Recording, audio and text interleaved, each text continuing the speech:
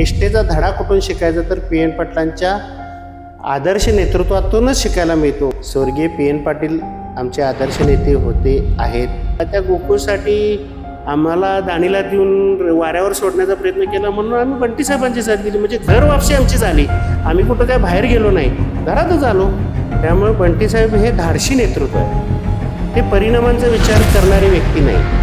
ते एक असं नेतृत्व आहे की आज ना उद्या ते मुख्यमंत्री रेसमधले आदर्श नेते आहेत. कोणताही राजकीय पुढारी गेला की त्या देवळात पाया पडायचा आणि म्हणायचं मी ते मंदिराचा प्रश्न सोडवून निवडून आलो की देतो. की त्या गावचा प्रश्न एका मिनिटात सोडवून जीर्णोद्धार करून आज त्या मंदिराचं बांधकाम चालू केलं. त्यासाठी येणारा 30 लाखाचा खर्च सो खिशातून दिला. पण जनसेवा कशी करायची असत्या याचा आदर्श आम्हाला ह्या जिल्हा परिषद दाखवायचा. दर्शको नमस्कार, के न्यूजमध्ये आपल्या सर्वांचं सहर्ष स्वागत. जिल्हा परिषद निवडणुकांचं बिगुल वाजलेलं आहे. जिल्हा परिषदेसाठी दिनांक 5 फेब्रुवारी 2026 रोजी मतदान होणार आहे, तर 7 फेब्रुवारी रोजी मतमोजणी होणार आहे. आणि याच पार्श्वभूमीवर आम्ही जिल्ह्यातील अनेक दिग्गज नेत्यांना भेटतोय, त्यांच्याशी चर्चा करतोय, त्यांच्याशी गप्पा गोष्टी करतोय. आणि याच पार्श्वभूमीवर मी सध्या आहे पारडी खुर्द जिल्हा परिषद मतदारसंघातील काँग्रेसचे अधिकृत उमेदवार डॉक्टर के.एन. पाटील साहेब. साहेब नमस्कार. मी आपलं आमच्या के न्यूज चॅनलमध्ये सहर्ष स्वागत करतो. साहेब, आजपर्यंत आपण अनेक सामाजिक कार्यामध्ये सक्रिय आहात, अनेक उपक्रम राबवला आहात. थोडक्यात काय सांगाल याबद्दल? आज सर्वप्रथम के न्यूजचं मी सहर्ष स्वागत करतो. 2006 पासून आम्ही जनसेवेच्या संपर्कात आहे आणि आजपर्यंत ती जनसेवा अखंडपणे चालू आहे. जनसेवेला जोड मिळण्यासाठी राजकारणाचा आम्ही आधार घेत आहे. त्या माध्यमातून जिल्हा परिषद लढवत आहे. आपल्याला आम्ही मागील मुलाखतीत देखील विचारलं होतं की आपला आवडता नेता कोण, काय सांगाल?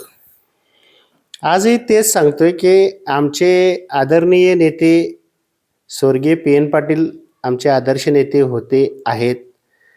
आणि आज आम्ही ज्यांच्या नेतृत्वाखाली ही अचानकपणे काँग्रेस प्रवेश केलेले या जिल्ह्याचे कणखर नेतृत्व असणारे बंटी पाटील साहेब यांचे हेही आम्हाला आज आदर्श म्हणून, किंवा ज्यांच्या पाठीमागे सहकाराचं कोणतंही जाळं नसताना जाहीरपणे तिकीट देण्याची हिंमत दाखवली, ते हिम्मत बहादूर आणि धाडशी नेतृत्व असणारं म्हणजे बंटी पाटील साहेब.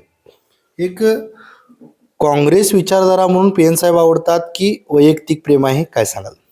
वैयक्तिक म्हणा किंवा काँग्रेस म्हणा, त्यांच्या हाताखाली आम्ही 10 वर्षे राजकारण बघितलेलं आहे. निष्ठेचा धडा कुठून शिकायचा तर पी.एन. पाटलांच्या आदर्श नेतृत्वातूनच शिकायला मिळतो. असे नेतृत्व फार कमी लोकांना लाभतात. ते आम्हाला त्यांच्या हाताखाली काम केल्यामुळे ऑलरेडीच लाभलेले. बघायला गेले तर अनेक वर्षांपासून आपल्या कामाचा धडाका या मतदारसंघात सुरू आहे. एकंदरीत काय सांगाल, नेमकी आपली कामाची पद्धत कशी आहे? सर्वप्रथम असं मला तुम्ही चांगला प्रश्न विचारला. आज सांगायला आनंद होतोय की पारडी खुर्द जिल्हा परिषद मतदारसंघ हा नवीन निर्मित झालेला मतदारसंघ आहे. या मतदारसंघामध्ये बरीच कामं ही अपुरी आहेत. आता ही रचनात्मक हा जो मतदारसंघ झालेला आहे त्यामध्ये 2 जिल्हा परिषदचे कोलॅबरेशन केलं तर एक महिलांचा होता, एक जेंट्सचा होता, असा झालेला आहे. ह्या मतदारसंघामध्ये जो काही विषय वंचित होते याचं जिवंत उदाहरण म्हणजे गेली 27 वर्षे कोगे गावचा रस्ता झाला नव्हता. यामध्ये आमदार झाले, खासदार झालेत, काही सभापती झालेत आणि कोगे गावाला चालना मिळत नव्हती. या ना त्या कारणानं राजकारणाची दिशा भरकटत होती. युवकांना योग्य मार्गदर्शन मिळणारा नेतृत्व मिळत नव्हतं. त्याची धाडस म्हणून कोगे गावात घराळ गल्लीतील रस्ता आम्ही खर्चातून केला आणि हा समाजाला आदर्श स्वतःच्या खिशातून घालण्याचा दिला. यामुळे लगेचच विद्यमान आमदारांनी 60 लाख रुपये जाहीर केले. आज जाहीर करून 2 महिने झाले पण एकाही गल्लीत त्याची खडी पडली नाही. ईर्षेनं कोणतीही गोष्ट करता येते. आपण सत्तेवर आहात. सत्तेचा विषय जर बघायला गेलं तर कित्येक समाजकामं तुम्हाला झोकून देऊन करता येतात. आज जिल्हा परिषदेच्या माध्यमातून बरेच फंड्स उपलब्ध होतात. त्याला जोड आहे शाळांची. कोगे गावचा विचार केला तर कोग्यात एक आदर्श शाळेच्या बाबतीत मानावा लागेल की कोगे गावात त्यांनी विविध घटकातून मदत घेऊन इतकी सुंदर शाळा जिल्हा परिषदची बांधलेली आहे. त्याचा आदर्श पण महाराष्ट्रात घेण्याजोगचा आहे. याचबरोबर जे क्रिकेट प्रेमी होते, फुटबॉल प्रेमी होते, ह्यांच्यासाठी आम्ही स्पर्धात्मक परीक्षा घेतल्या. महिलांसाठी आम्ही स्पर्धात्मक परीक्षा घेतल्या. ह्याचा आम्हाला रिझल्ट इतका छान आला की लोकांनी उत्स्फूर्त घरातून बाहेरून पाठिंबा दिले. मग ते कुंकुमार्जन असेल, खेळपट्टीचं असेल, त्यांच्या कलागुणांना वाव देण्यासाठी किरकोळ ॲक्टिव्हिटी असतील, त्यांची संभाषणं असतील.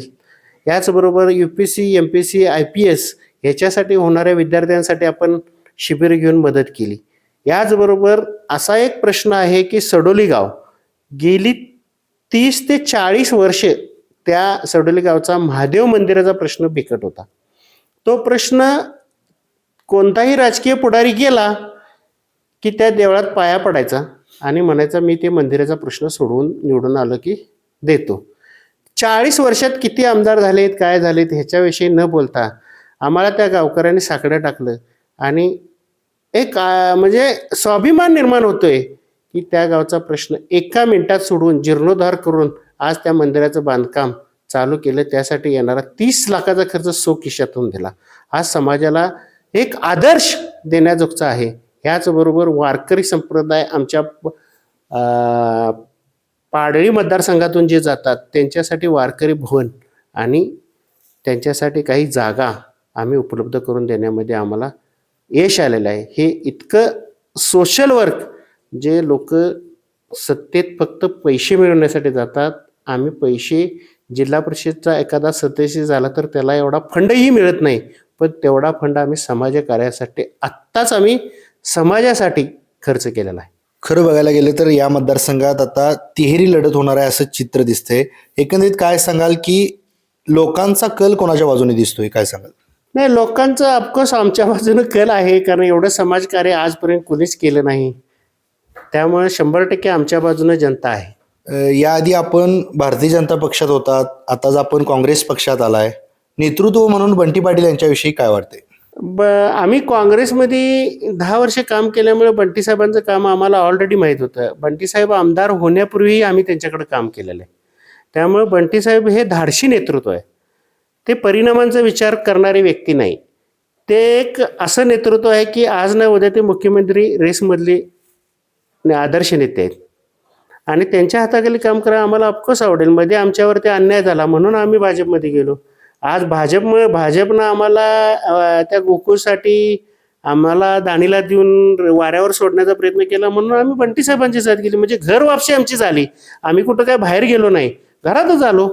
त्यामुळे त्यांचंही नेतृत्व आम्ही काम केलेलंच आहे. त्यामुळे अशा नेतृत्व भेटेल हे आम्हाला अनपेक्षित होतं. ते अनपेक्षित भेटल्याने आम्हाला त्याचा आनंद आहे. आपण जिल्हा परिषद निवडणूक लढवत आहात, एकंदरीत काय सांगाल की व्हिजन काय आहेत आपले? अतिशय सुंदर प्रश्न. खरोखर पाडळी खुर्द मतदारसंघामध्ये महाराष्ट्रात हा मतदारसंघ गाजेल इतके काही करण्याजोगचं आहे. याचं पहिलं उदाहरण म्हणजे सातेरी डोंगर म्हणून पाडळीच्या शेजारी मतदारसंघातला एक सातेरी जिथं महादेवाचं मंदिर आहे आणि आरे गावामध्ये प्राचीन मंदिर आहे आणि बीड गावामध्ये एक प्राचीन मंदिर आहे.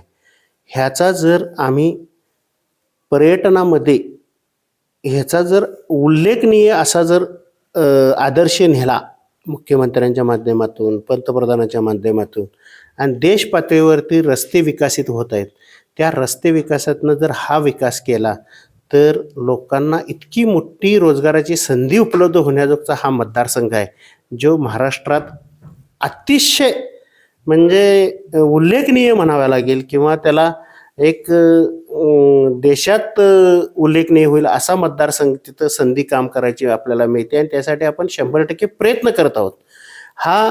ही प्राचीन मंदिर 2-3 मंदिर एका ठिकाणी पर्यटकांना मिळत असतील तर त्यासाठी पर्यटकांना येणारा व्यवसाय म्हणजे काय की सहकाराच्या माध्यमातून ज्या लोकांना पारंपरिक व्यवसायामध्ये अडकवलं गेलेलं आहे ते युवक सगळा उत्साहित होऊन त्यांना वेगळा व्यवसाय मिळेल.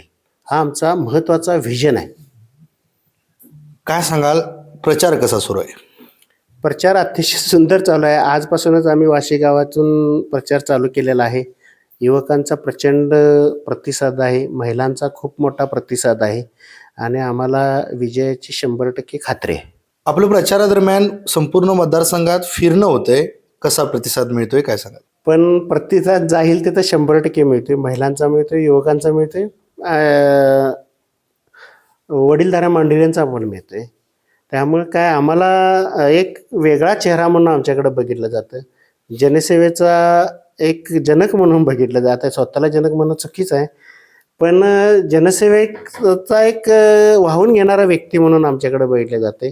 कारण जिल्हा परिषदेच्या माध्यमातून मिळणाऱ्या फंडाच्या आधीच आमचा तेवढा फंड मिळेल का नाही हे माहीत नाही, पण जनसेवा कशी करायची असते याचा आदर्श आम्हाला ह्या जिल्हा परिषद दाखवायचा. पाडळी खुर्द जिल्हा परिषद मतदारसंघातील मतदारांना काय आवाहन कराल?